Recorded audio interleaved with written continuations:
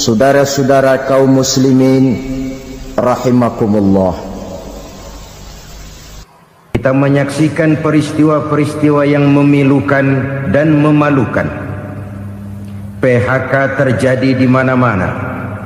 Pengangguran meningkat, harga-harga membumbung tinggi, daya beli rakyat semakin lemah. Sementara di bidang politik, kejadian-kejadian memberikan indikasi bahwa persatuan dan kesatuan kita sebagai bangsa dewasa ini tengah berada dalam ujian yang berat. Pada jumpa kita kali ini, tanpa bermaksud untuk mencari kambing hitam dari bencana yang kita hadapi, saya ingin menyampaikan sebuah hadis yang diriwayatkan oleh Imam At-Tabarani dari Ibnu Abbas bahwa Rasulullah sallallahu alaihi wasallam bersabda, khamsun bi khamsin, ada 5 perkara yang dapat menimbulkan 5 macam bencana.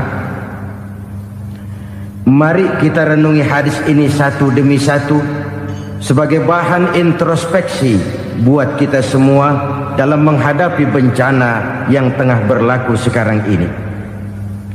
Yang pertama, ma naqasa qaumul ahda illa sullita alaihim aduwwuhum. Apabila suatu kaum sudah mengingkari janjinya, maka mereka pun akan dikuasai oleh musuh-musuh mereka. Sederhana saja nampak kalimat dalam hadis ini. Apabila orang sudah mengingkari janji, mereka akan dikuasai oleh musuh-musuh mereka sendiri. Dan musuh kita yang paling utama saat ini adalah kemiskinan dan kebodohan. Kenapa itu terjadi? Karena kita mengingkari janji kita sendiri. Di saat awal-awal berdirinya Orde Baru, kita pernah berjanji untuk melaksanakan Pancasila dan Undang-Undang Dasar 45 secara murni dan konsekuen. Kita berjanji bahwa kita akan menegakkan pemerintah yang bersih dan berwibawa. Itu semua pada permulaannya. Waktu demi waktu berjalan, kita lupa dengan janji yang kita ucapkan itu. Ketuhanan yang Maha Esa kita ucapkan, tapi kesetanan yang luar biasa yang kita lakukan. Kemanusiaan yang adil dan beradab yang kita dengungkan, tetapi kemanusiaan zalim dan biadab yang kita praktekkan. Sederhana saja saudara, hampir setiap pejabat pada posisi-posisi kunci, di awal-awal ia memangku jabatan itu, biasanya ia mengucapkan sumpah dengan lafaz demi Allah, bahwa dalam melaksanakan jabatan ini saya tidak akan menerima hadiah atau pemberian dalam bentuk apapun. Itu pada permulaannya. Lama-lama rupanya hadiah itu asik juga, mulai diterima. Lama-lama dirasa kurang, mulai menagih. Dan akhirnya terjadilah praktek yang disebut suap menyuap, semir menyemir, dan lain sebagainya. Kalau ini sudah menjadi kenyataan, bagaimana kita mau menegakkan pemerintah yang bersih dan berwibawa? Undang-Undang Dasar 45 menyatakan bahwa bumi, air, dan seluruh kekayaan negara dikelola oleh negara bagi sebesar-besar kemakmuran rakyat. Yang terjadi adalah bahwa kita merasa mewakili rakyat untuk menikmati harta dan kekayaan negara, sehingga rakyat banyak tidak bisa ikut menikmatinya. Menumpuklah harta itu sehingga terjadilah pepatah, gunung ditimbun, sumur digali. Yang kaya semakin kaya, yang miskin semakin terpuruk. Kita ingkar dengan janji yang kita ucapkan di awal-awal kita bergerak. Kita ingkar dengan janji pada saat kita mengatakannya dengan menyebut nama Allah, dengan mempertaruhkan nama Tuhan. Sehingga pada akhirnya jabatan pun mengalami tender. Sudah menjadi rahasia umum. Orang mau jadi lurah mesti mengeluarkan uang. Mau jadi camat mesti mengeluarkan uang. Mau jadi wali kota, bupati, bahkan gubernur, itu ada pasarannya. Secara logika, Kalau orang memperoleh satu jabatan karena banyak mengeluarkan uang, tentu pada saat ia mengeluarkan uang, ia sudah punya pemikiran, modal pasti pulang, modal pasti kembali. Kalau orang memperoleh suatu jabatan karena banyak mengeluarkan uang, maka langkah pertama yang dia lakukan setelah memangku jabatan itu ialah bagaimana uang bisa kembali, bagaimana modal bisa pulang. Kalau modal sudah pulang, pikiran berikutnya bagaimana supaya dapat untung. Lalu kapan mau bekerja untuk kepentingan rakyat? Itu nomor 18. Kemudian kalau ada proyek-proyek besar, pertanyaannya ialah bukan apakah proyek ini bermanfaat bagi rakyat, apakah proyek ini layak untuk diteruskan, tetapi yang jadi pertanyaan paling utama ialah bagian saya berapa duit dari proyek ini. Kita bisa lihat proyek, mega proyek lahan 1 juta hektar di Kalimantan Tengah, triliunan rupiah, dan proyek itu gagal. SD Inpres bulan ini diresmikan, bulan depan retak. Jembatan-jembatan bulan ini gunting pita, bulan depan runtuh. Kita ingkar dengan janji. Kita berkata kita bekerja untuk kepentingan rakyat, tapi kita tidak pernah mengenal rakyat itu. Apabila suatu kaum sudah mulai mengingkari janji, maka mereka akan dikuasai oleh musuh-musuh mereka. Akibatnya tersusunlah barisan-barisan sakit hati, yang makin lama makin menjadi bola salju, menggelinding membesar, dan kemudian terjadilah hal-hal yang tidak kita inginkan lagi. Apabila suatu kaum sudah mengingkari janji, maka mereka akan dikuasai oleh musuh-musuh mereka. Ini penyebab bencana yang pertama. Kita tidak konsekuen. Tadinya kita dengan lantang teriak-teriak berantas korupsi, ganyang korupsi. Pada waktu kita belum mendapat kesempatan. Setelah kita naik punya kesempatan, rupanya korupsi enak juga dirasa. Terjadi pergeseran nilai, orang luntur, kehilangan idealisme awal. Lalu untuk menghibur diri, menutup kesalahan, kita gunakanlah pepatah bahwa tidak ada gading yang tak retak, bahwa kita harus mikul dur mendem jeruk. Itu semua cuma sebagai dalih agar kesalahan kita tidak dibicarakan orang lain. Padahal kita sendiri yang mengingkari janji. Kita yang keluar dari komitmen awal kita. Kita berjanji melaksanakan Pancasila dan Undang-Undang Dasar 45 dengan murni dan konsekuen. Kita berjanji untuk menegakkan pemerintah yang bersih dan berwibawa.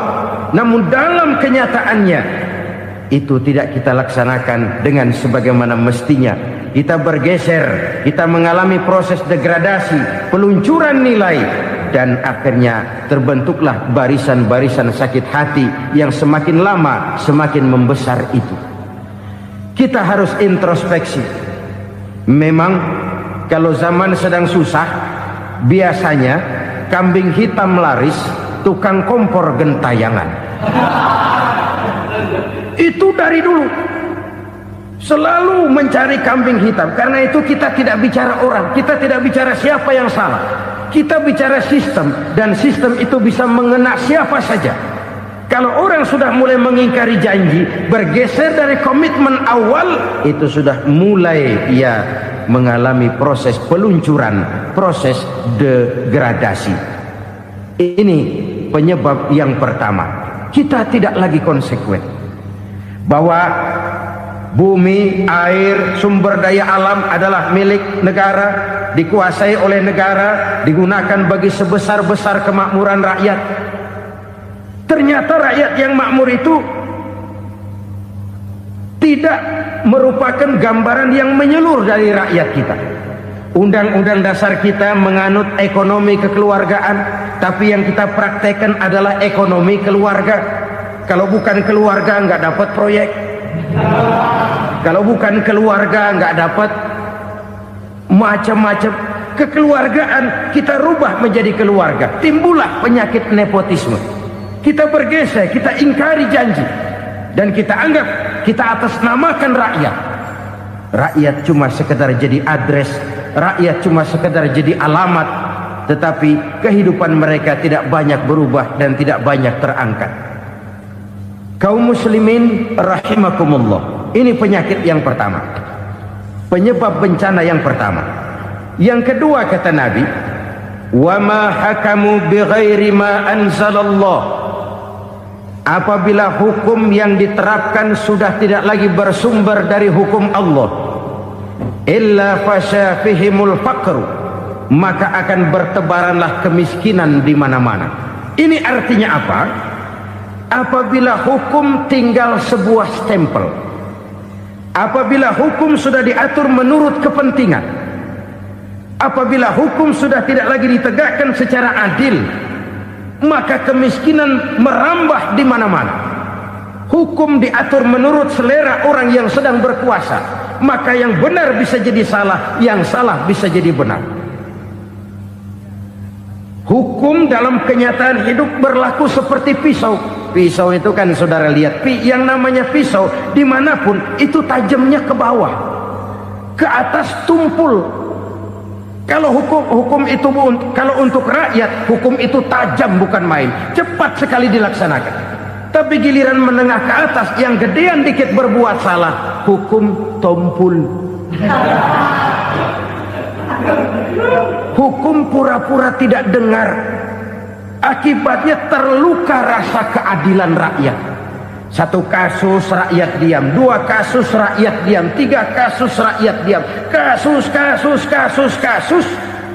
terakumulasi di hati rakyat, luka rasa keadilan, dan itu menjadi sumber bencana. Penjarahan, kita tidak setuju itu, tapi kita harus melihat kausalnya. Itu kan tidak berdiri sendiri. Itu kan karena terlukanya rasa keadilan rakyat, melihat kesempatan ini tidak merata. Kalau rakyat ini yang ngajukan kredit ke bank, walaupun jumlahnya cuma jutaan, ratusan ribu, susahnya 17 setan.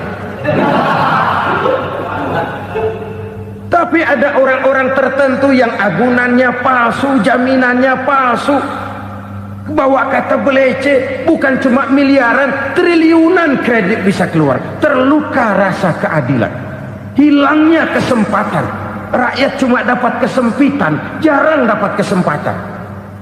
Dari lukanya rasa keadilan ini, memang ya entah lipstick, entah basa-basi, dibentuklah tim ini, dibentuklah badan pengawas ini, dibentuklah tim ini.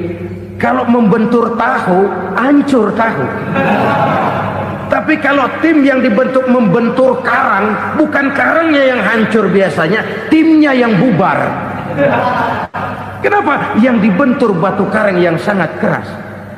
Kita main-main dengan hukum, kita tidak konsekuen dengan hukum, luka rasa keadilan, dan itu terakumulasi. Edi Tamsil, rakyat tahu, terakumulasi, menguap begitu saja. Kasus-kasus lain rakyat tahu, menguap begitu saja. Ketidakadilan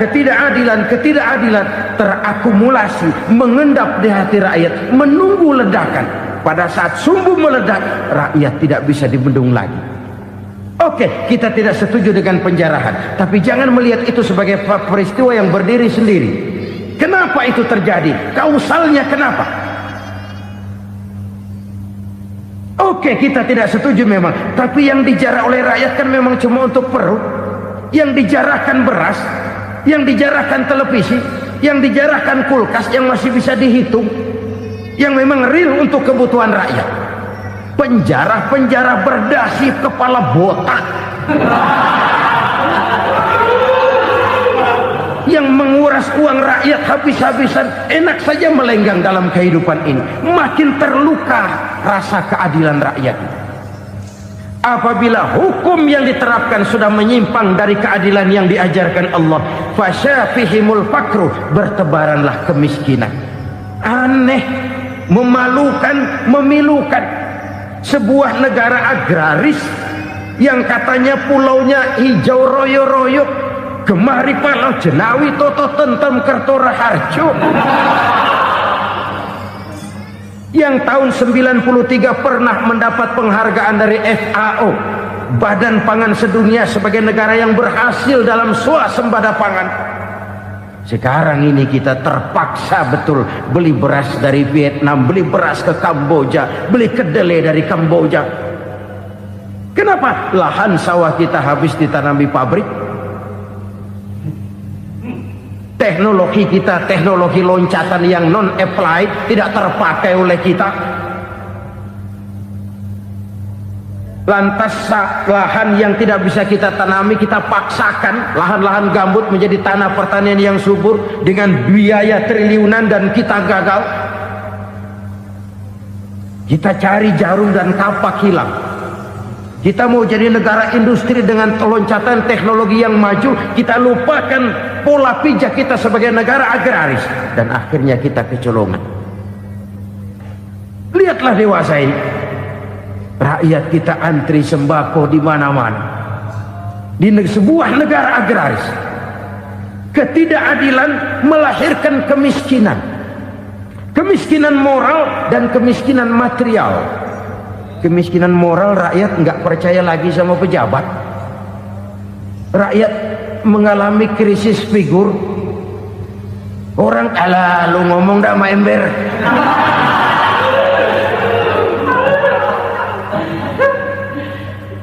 Penataran yang menghabiskan biaya miliaran itu melahirkan pejabat-pejabat korup. Pengawasan yang menghabiskan biaya miliaran itu ternyata impoten, mandul. Kemiskinan moral. Jujur saya berkata, saudara-saudara, setelah pintu reformasi dibuka, itu yang masuk memang macam-macam. Ada yang memang punya tujuan murni, konsekuen dan punya konsep. Ada yang nunggu di tikungan, begitu mobil lewat nyamber pintu, berangkat ikut reformasi.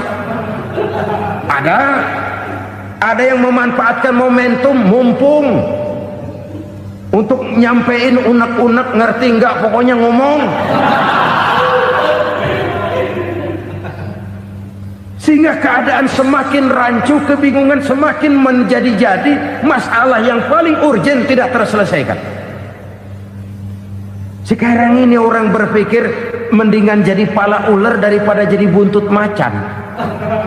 Buntut macan memang hebat macan, tapi kalau buntutnya cuma ugel-ugel di belakang buat apa? Mendingan jadi pala ular, kecil juga nyaplok.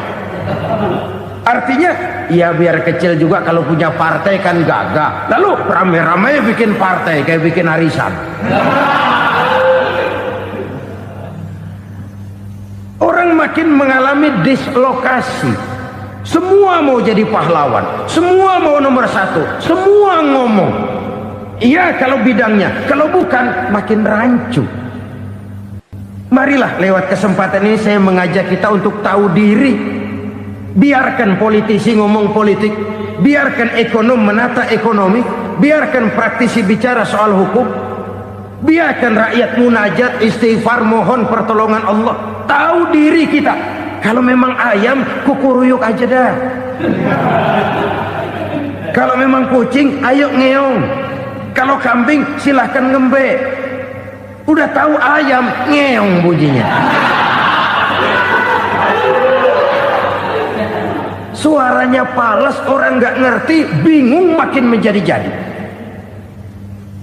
Ibarat kesebelasan sepak bola bangsa kita sekarang ini, rame-rame mau bikin gol, kiper ikut nyerang sekarang. Memilukan dan bahkan memalukan. Wa ma hakamu bighairi ma anzalallah illa fasyafihimul fakru.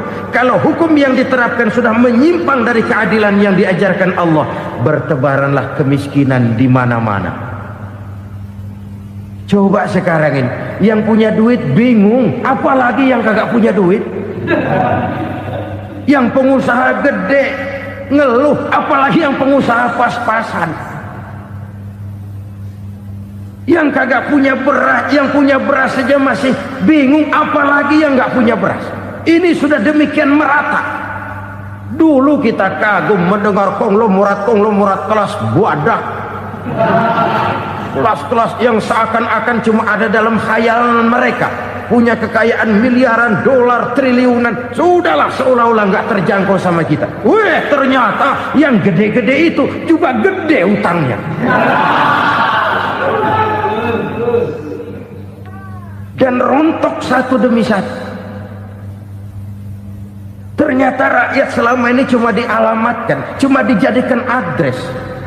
Rakyat yang tidak banyak ngerti persoalan ini harus menanggung hidup ini begini berat, harus menanggung beban hidup ini begini tinggi, daya beli semakin lemah, semakin terpuruk dan terpuruk, sedang keadaan belum juga banyak berubah.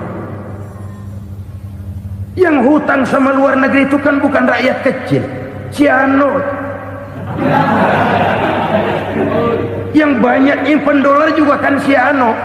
Rakyat kecil bocah kampung mah jangankan nyimpen dolar, ngelihat juga tumben.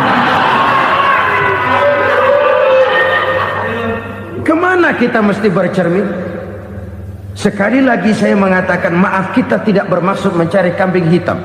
Karena itu kita tidak bicara orang, kita bicara sistem, kita bicara keadaan. Beginilah yang dikatakan Nabi, penyebab timbulnya bencana, hukum yang ditegakkan tidak lagi berorientasi kepada keadilan, tapi berorientasi kepada kepentingan. Akhirnya bentuk hukum seperti pisau, tajam ke bawah, tumpul ke atas. Hukum cuma buat rakyat kecil, tetapi kelompok menengah ke atas kadang-kadang kebal dari perlakuan hukum. Maka bertebaranlah kemiskinan. Iya, kemiskinan moral berupa lukanya rasa keadilan. Kalau rasa keadilan terluka, orang kan nunggu kesempatan, saudara. Iya, dia nggak bisa ngomong, iya, dia nggak sanggup action, iya, dia nggak bisa tunjuk rasa, tapi hatinya kan, kapan ada kesempatan, kapan ada waktu, tunggu. Hatinya mesti begitu. Sehingga begitu ada kesempatan, terjadilah hal-hal yang tidak terhindarkan. Dan itu ekses, bukan reformasi. Jangan seperti sebuah dialog saya dengan seorang abang beca. Saya bertanya, bang, iya, abang tahu nggak reformasi? Tahu. Ustaz, apa? Pembakaran. Terus penjarahan. Lalu perkosaan. Itu reformasi. Itu yang saya lihat. Nah, itu yang dia lihat. Saya tentu tidak menyalahkan abang beca kita, karena memang itu yang dia lihat dan sejauh itu wawasannya. Tapi ini indikasi bahwa banyak rakyat kita yang belum bisa menggunakan kebebasan secara bertanggung jawab. Padahal kebebasan tanpa tanggung jawab tirani. Sebuah contoh gampang-gampangan. Saya beli radio, saya setel di kamar saya, lalu saya bilang, ini radio gue. Yang beli gue, pakai duit gue setel di kamar gue, sekeras-kerasnya, gak ada urusan sama orang lain. Itu kata saya.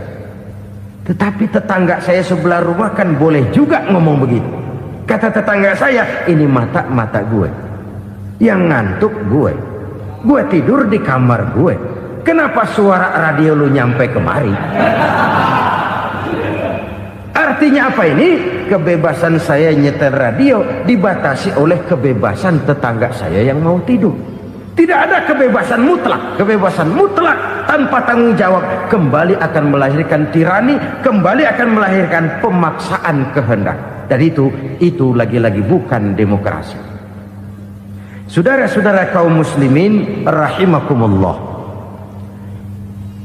Ini penyakit yang kedua, lukanya rasa keadilan, terutama di kalangan rakyat kecil. Itu mengendap menjadi akumulasi dan menunggu giliran kapan bisa dimuntahkan.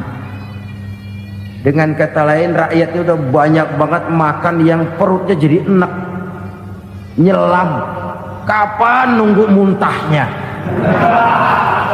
Udah begini banyak akumulasi yang mereka pendam di perut ini, sehingga ketika terjadi kesempatan itu sudah tidak terkendalikan lagi, kita out of control.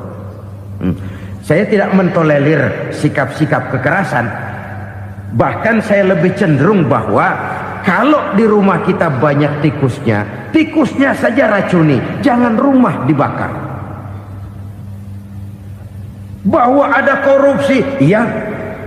Ada kolusi, memang. Ada nepotisme, tentu. Tetapi tikusnya saja racuni. Jangan rumah dibakar. Masa mau ngusir tikus bakar rumah? Tikusnya lari, tikusnya selamat, rumahnya ewes-ewes.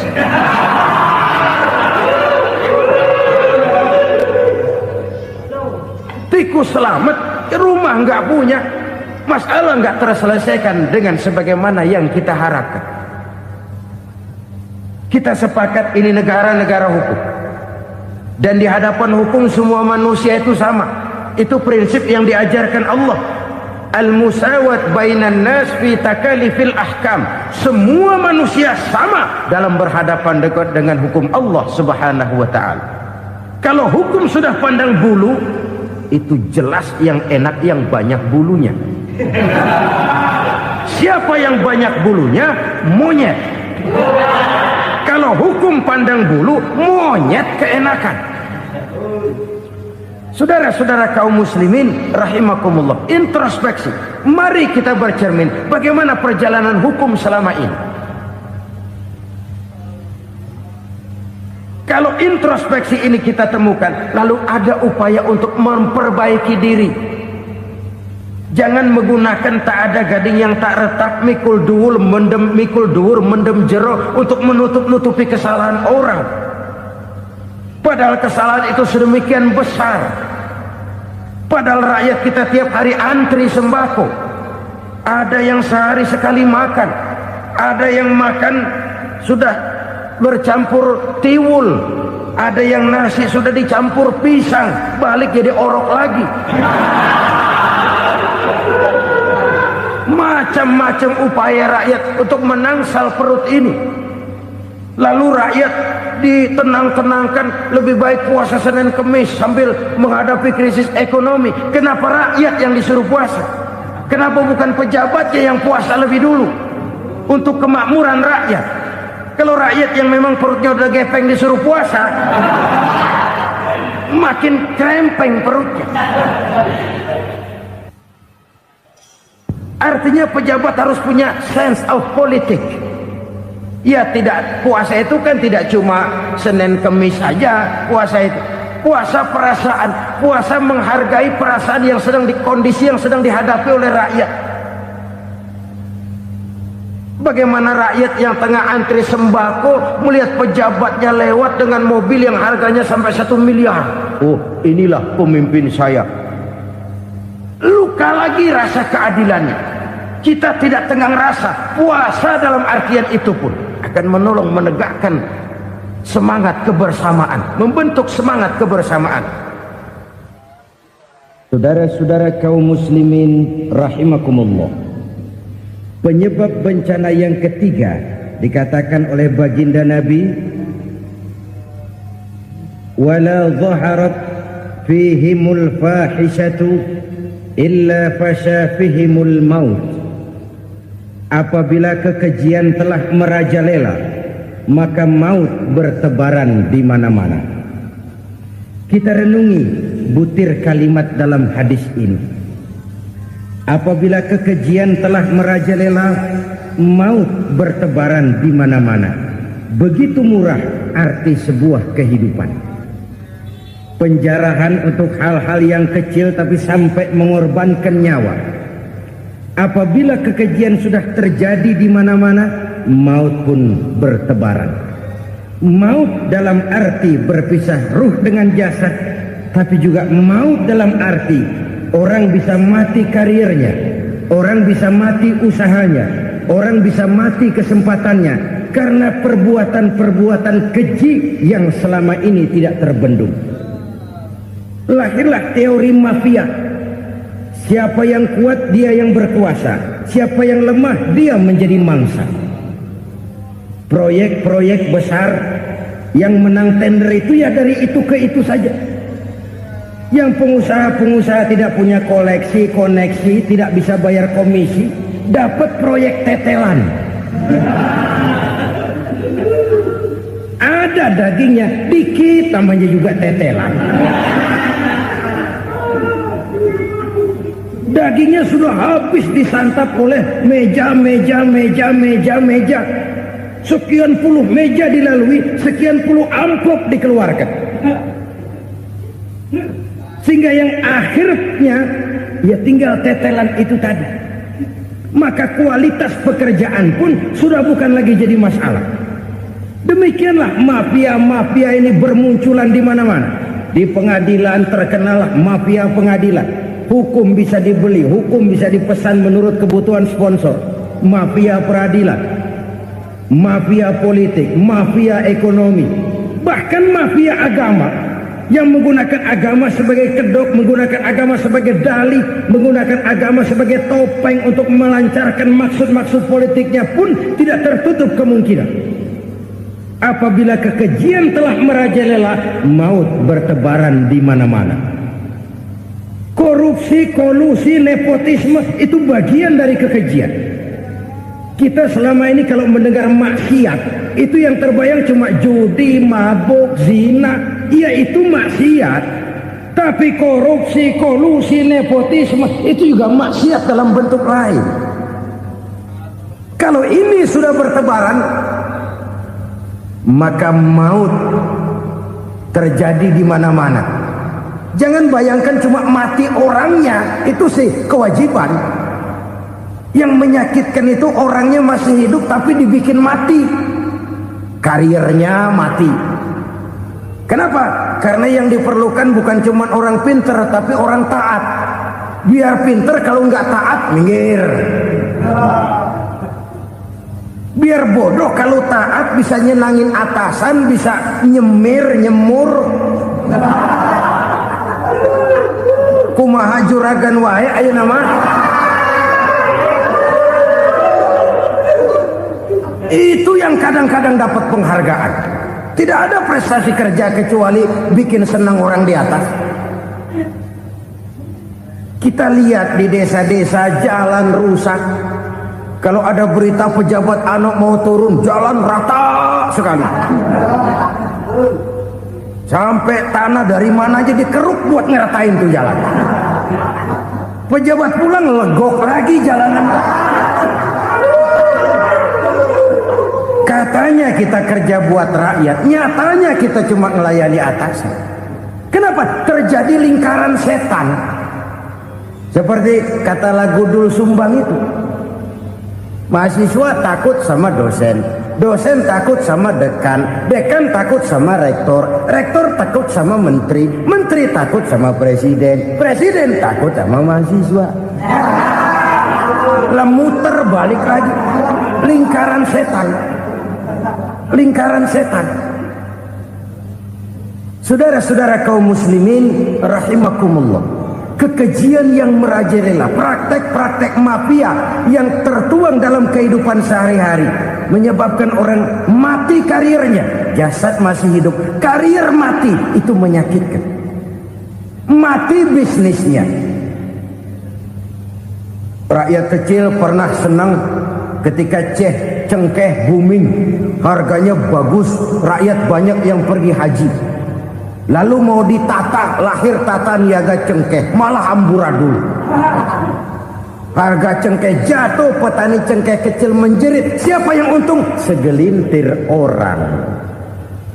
Masihkah kita pakai atas nama rakyat untuk kepentingan nasional, padahal yang nyanyi cuma segelintir orang? Masihkah kita mau bohongi rakyat ini dengan mobil nasional tapi bikinan Korea? Masihkah kita mau bermain verbalisme, bermain kata? Ini sebuah masa lalu yang tidak perlu terulang lagi untuk masa-masa yang akan datang. Kekejian merajalela, orang mati karir, bisa mati usaha, mati bisnis. Usahanya maju, dirangkul, hancur. Usahanya maju, dipukul, hancur, tenggelam. Bahkan yang memilukan dan memalukan badan-badan usaha milik negara itu dikebiri sedemikian rupa sehingga tidak menghasilkan hal-hal yang bermanfaat buat negara. Saudara-saudara kaum muslimin rahimakumullah, kalau nafsu yang sudah mengatur itu semua, maka kekejian pun merajalela. Orang sudah pakai teori mafia, yang kuat dia yang menang, yang kuat dia yang berkuasa, yang lemah silakan minggir di sudut-sudut kehidupan. Kalau kekejian seperti ini merajalela, maut bertebaran di mana-mana. Banyak orang mati karirnya, banyak orang mati usahanya, banyak orang mati imajinasinya. Sekarang ini dalam dunia seni, yang banyak karyawan seni, bukan seniman. Seniman itu kan dilahirkan, lain seniman, lain karyawan seni. Sekarang yang banyak karyawan seni, bukan seniman. Mati karier, mati imajinasi, mati improvisasi, sehingga kehidupan persis sinetron. Sinetron itu yang kita lihat rumah mewah, yang kita lihat rumah bagus. Gak pernah kita lihat di sinetron kita ini rakyat antri sembako. Kita dijejali hal-hal yang indah, yang wah, yang membuat kita tenggelam dalam gaya hidup instan, tenggelam dalam gaya hidup wah. Kita lupa dengan realitas keseharian di tengah-tengah masyarakat kita. Lahirlah kelompok-kelompok selebritis, dibesarkan oleh berbagai media. Selebritis pilek aja masuk koran, pilek.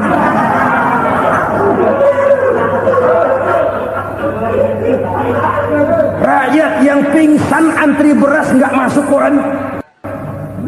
Rakyat yang semaput antri minyak nggak masuk koran. Selebritis panok masuk koran.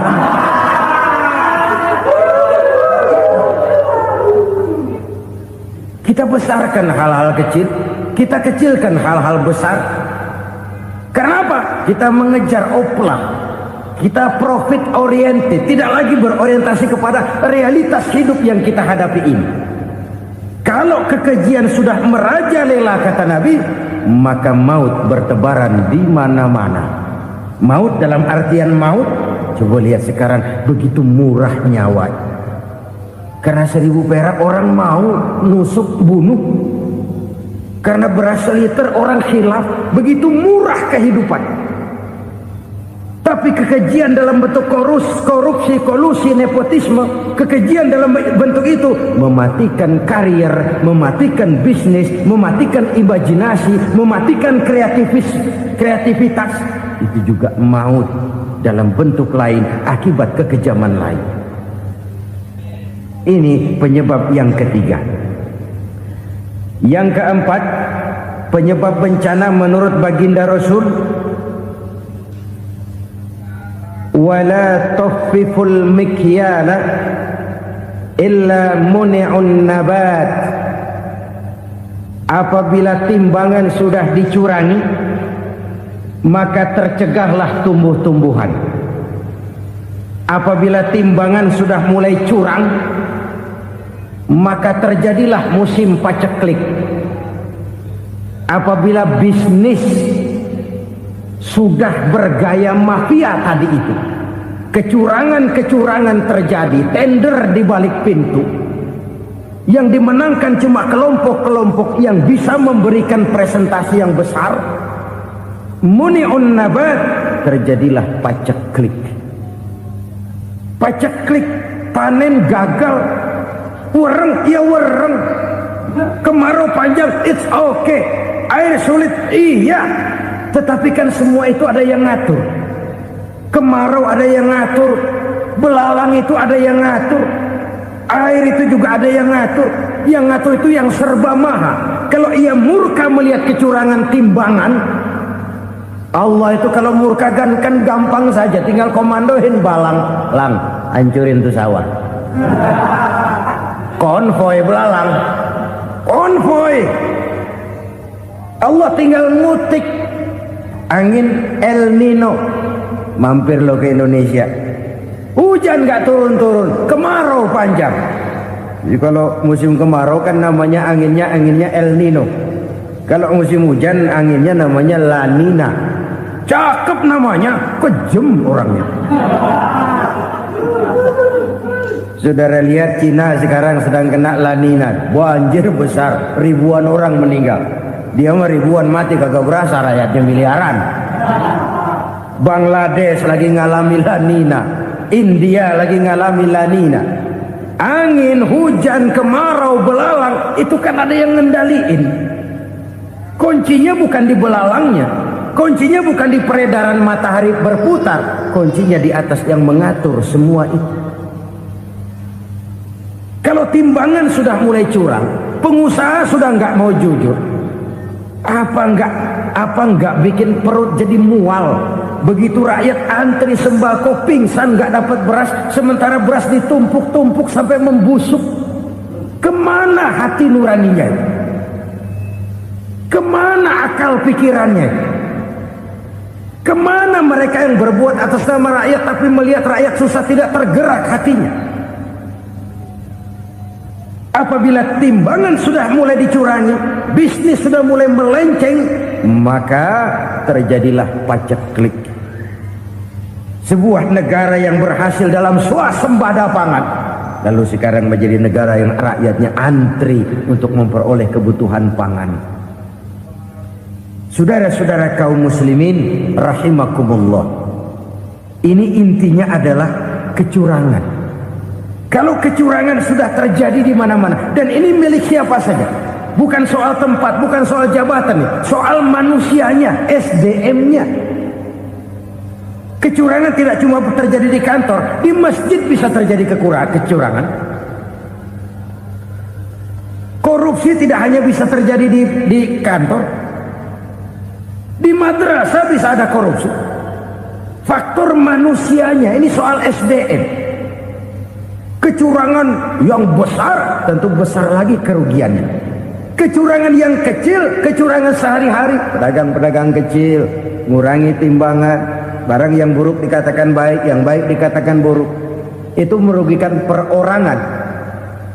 Kecurangan yang besar merugikan bangsa dalam bentuk total, dalam bentuk seutuhnya. Nah, kecurangan-kecurangan seperti ini rakyat kan lihat, rakyat kan tahu, dan itu kembali terakumulasi di sini, pegel. Dan jangan lupa, rakyat yang nggak ngomong itu, rakyat yang nggak bersuara itu, batinnya menjerit, jeritannya menggoncang aras, dan itu didengar Allah. Yadullah fauqal jamaah, kata Nabi, tangan Tuhan di atas orang banyak. Jeritan hati rakyat menggoncang aras. Rakyat yang terlalu banyak dizolim, rakyat yang terlalu banyak dirugikan, ya rakyat yang terlalu banyak di atas namakan, menjerit batinnya, menggoncang aras, dan Allah bisa menggerakkan apa saja untuk membuat satu situasi. Allah bisa menggerakkan apa saja untuk membuat satu situasi. Saudara-saudara kaum muslimin rahimakumullah, ini faktor yang ketiga, timbulnya kecurangan. Faktor yang keempat maksud saya. Yang kelima, penyebab timbulnya bencana menurut baginda Nabi, wala muni'uz zakat wala muni'uz zakat illa hubbisa anhumul qatru. Apabila zakat enggan dibayar, maka tercegahlah qatrun. Qatrun ini kalau bahasa kita sembako. Maka tercegahlah kebutuhan-kebutuhan yang kita perlukan. Ini, kita tidak meragukan bahwa yang kita tuju adalah masyarakat yang adil dalam kemakmuran dan makmur dalam keadilan. Nah, antara kemakmuran dan keadilan ini memang sering tidak bisa berjalan seiring. Pada saat kemakmuran kita kejar, ekonomi kita pacu, ada nilai-nilai keadilan yang tertinggal. pada saat nilai keadilan kita tegakkan benar-benar, ada unsur-unsur kemakmuran yang terabaikan. Oke, kita bisa mengatakan kasus. Oke, kita bisa mengatakan itu sebagian kecil. Tapi kalau sebagian kecil, lama-lama kan jadi sebagian besar. Oke, kita mengejar kemakmuran. Pertanyaannya, kemakmuran untuk siapa? Oke, kita berikan kelompok tertentu kue yang besar dengan harapan nanti dia bagiin kuenya kepada yang kecil-kecil. Tapi kenyataan mereka yang dapat kue besar akhirnya malah lupa diri dan lupa daratan. Mau makin besar, malah memeras yang kecil-kecil ini. Sekarang kan yang kecil modali yang besar. Ramai-ramai buka bank, ternyata kamuflase. Uang banknya untuk kredit perusahaannya sendiri. Nasabahnya rakyat kecil. Artinya apa? Rakyat kecil disuruh modalin orang yang udah gede. Ini kan sumber geledek urusan.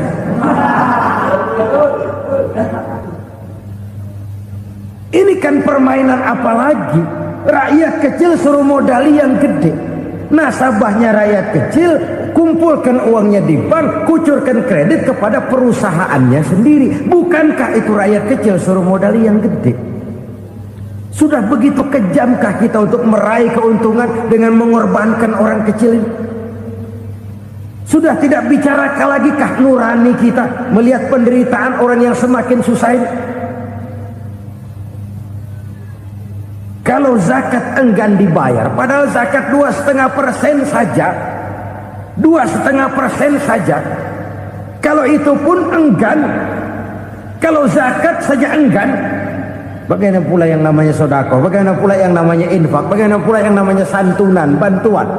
Kadang-kadang lipstick nyumbang si nyumbang, cuman nyolongnya lebih gede. Ini namanya sumbangan lipstick. Buat lipstick itu kan buat ngumpetin bibir pucat. Itu fungsi utama lipstick. Buat ngumpetin korupsinya, nyumbang kegiatan-kegiatan sosial. Tapi yang dia korup lebih gede dari yang dia sumbangin. Lipstick kamuflase. Nepu kata anak sekarang.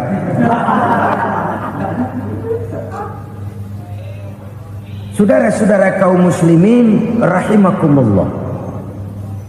Demikian berat kewajiban zakat ini sampai di zaman Sayyidina Abu Bakar pernah keluar komando perangi orang yang enggan membayar zakat. Perangi.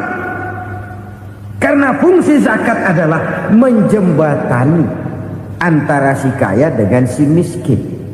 Bahwa ada kemiskinan itu Qur'ani. Allah menyatakan, aku melebihkan rezeki sebagian kamu dari yang lain.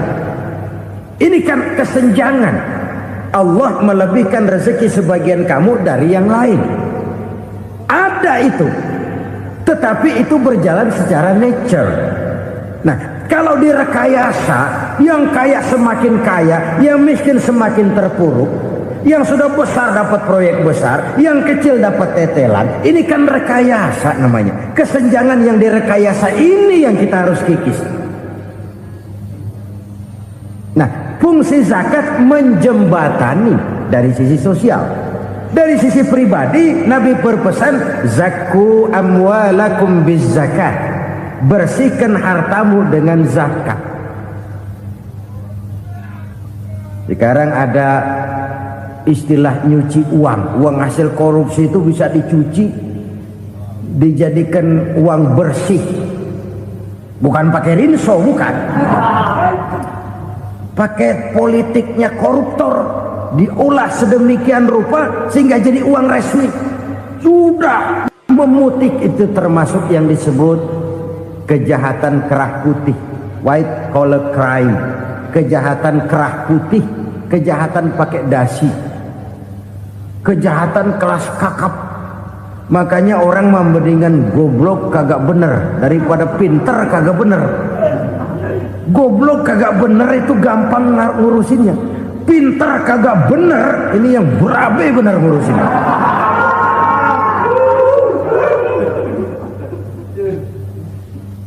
Kita bukan cuma perlu orang pinter kok di zaman sekarang. Kita perlu orang-orang bener yang punya komitmen, yang sesuai kata dan perbuatan, yang bisa merasakan apa yang dirasakan oleh rakyat, yang punya sense of politik yang tinggi, yang peka, yang penuh keterbukaan, yang punya wawasan dan pandangan jauh ke depan. Dari sisi pribadi, zakat itu membersihkan harta kita. Ya, dia tercampur dengan yang subhat, dia bahkan mungkin tercampur dengan sedikit-sedikit yang haram. Itu zakku amwalakum bizakat. Bersihkan hartamu dengan zakat itu. Pada sisi sosial ia menjembatani, pada sisi pribadi ia membersihkan harta kita. Karena itu kalau kita berdoa minta rezeki, syarat rezeki itu halalan thayyiban wasi'an. Nggak pernah kurang dari 3 itu. Halal, bagus, banyak. Halal, bagus, tapi sedikit, susah ngaturnya. Halal, banyak, tapi kurang bagus. Buat apaan? Bagus, banyak, tapi haram. Enggak ada artinya. Sebab kata Imamul Ghazali, kalau kau terlalu suka memakan makanan yang haram, dikunyah masuk ke dalam perut besar, digiling oleh perut besar, menghasilkan energi, menggerakkan sel-sel pembuluh saraf, kau juga akan cenderung berpikir yang haram. Kalau sudah cenderung berpikir yang haram, perbuatan pun akan mengarah kepada perbuatan-perbuatan yang haram. Dulu waktu kelompok Jimbaran 200 konglomerat Indonesia kumpul, dihimbau supaya sekian persen kasih pengusaha-pengusaha lemah. Itu kan cuma sekedar belas kasihan, tidak banyak menolong keadaan. Dan bukan itu yang diperlukan pengusaha-pengusaha kecil. Yang diperlukan adalah berikan kami kesempatan seperti mereka dapat kesempatan. Berikan kami peluang seperti mereka juga dikasih peluang. Kalau cuma dikasih 100 juta, 200 juta hari ini, usaha kami nggak ada prospeknya, peluang kagak ada, kan sama juga bohong. Diceburin ke kali, disuruh berenang, tangan diikat, mendingan mampusin ketahuan. Ayo berenang, berlomba, tangan diikat, kaki diikat, sama saja nyuruh mati. Jadi jangan kasih ikannya, kasih kailnya.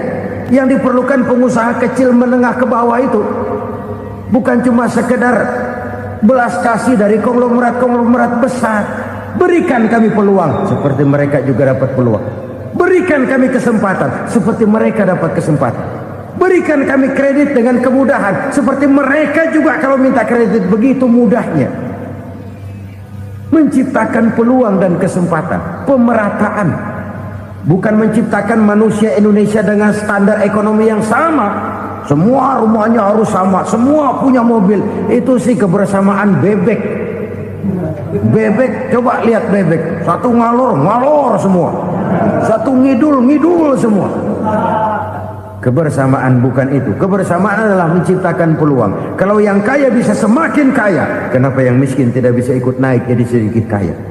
Kalau pengusaha yang sudah kuat bisa bertambah menjadi kuat dengan proyek mega proyek, kenapa yang menengah tidak bisa ikut menjadi kuat? Dan kenapa kekejian itu merajalela? Kita dengar lewat berita-berita PLN tekor, PLN hutang. Kenapa? Dia beli listrik dari swasta yang belinya lebih mahal daripada penjualannya. Artinya dia beli itu listrik dari perusahaan listrik swasta, dia jual kepada rakyat lagi. Harga jualnya lebih murah daripada dia beli kepada swasta. Kenapa? Ada tekanan lagi tuh. Biasa siklus lagi. Hukum Boyle. Atas neken, paling bawah gepeng.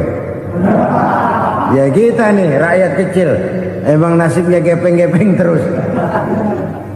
Saudara-saudara kaum muslimin rahimakumullah, dari 5 penyebab bencana ini kita ambil kesimpulan untuk sebuah renungan dan introspeksi kita bersama. Pertama, mengingkari janji. Padahal janji itu yang lebih tinggi nilainya adalah di hadapan Allah Subhanahu wa taala.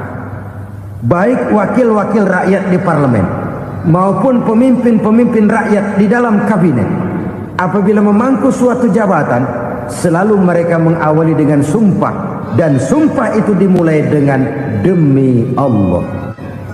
Sadarkah kita pada saat itu kita ucapkan bahwa kita sudah mempertaruhkan Allah untuk jabatan yang kita pegang? Kita sudah mempertaruhkan nama Allah untuk posisi yang dipercayakan kepada kita. Sadarkah kita bahwa menyia-nyiakan itu satu dosa yang sangat besar, yang tidak hanya kepada Allah tetapi juga kepada rakyat yang kita wakili, kepada rakyat yang kita pimpin. Cukuplah sudah rakyat dijadikan adres, umat dijadikan alamat sebagai numpang. Marilah kita kembali kepada komitmen awal dengan jujur kepada janji kita sendiri. Lalu yang kedua, kekejian, baik berupa korupsi, kolusi, nepotisme, dan perbuatan-perbuatan lain akan melahirkan kemiskinan. Kekurangan pangan bukan satu-satunya yang menyebabkan rakyat menderita. Lukanya rasa keadilan terakumulasi di hati rakyat, dan jeritan hati rakyat mengguncang aras. Kalau Allah murka, Allah bisa melakukan apa saja untuk menciptakan suatu kondisi. Faktor yang ketiga adalah praktek mafia menebarkan maut, baik orang yang mati jasad dan rohaninya maupun orang yang mati karirnya, mati kejujurannya, mati usahanya, mati imajinasinya. Hilang kreativitas kita sebagai bangsa. Faktor yang keempat, kecurangan-kecurangan di bidang usaha, di bidang tender, mengandalkan menjual kekuasaan. Dan memang repot kalau penguasa jadi pengusaha. Mau atau tidak mau, kebijakan-kebijakan kekuasaannya akan memperkuat jaring-jaring usahanya. Dan pada saat itu objektivitas sulit ditemukan lagi. Lalu yang kelima, keengganan membayar zakat, menumpuknya kekayaan negara pada kelompok-kelompok tertentu. Ini akan melahirkan paceklik yang berkepanjangan. Menumpuknya kekayaan dan harta negara pada kelompok-kelompok tertentu akan melahirkan paceklik dan